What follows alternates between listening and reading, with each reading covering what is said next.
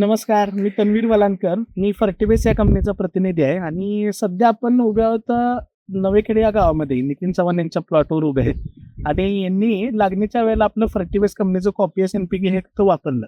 आता हे खत वापरल्यानंतर ह्यांना रिझल्ट कशी भेटली हे प्रत्यक्षात आपण त्यांच्याच तोंडातून ऐकूया. नमस्कार. नमस्कार.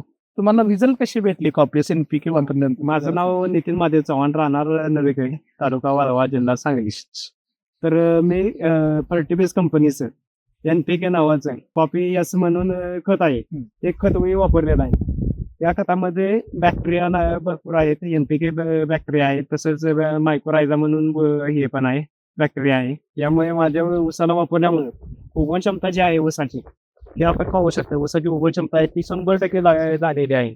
तसेच याबरोबर माझा हा 25 दिवसाचा प्लॉट आहे.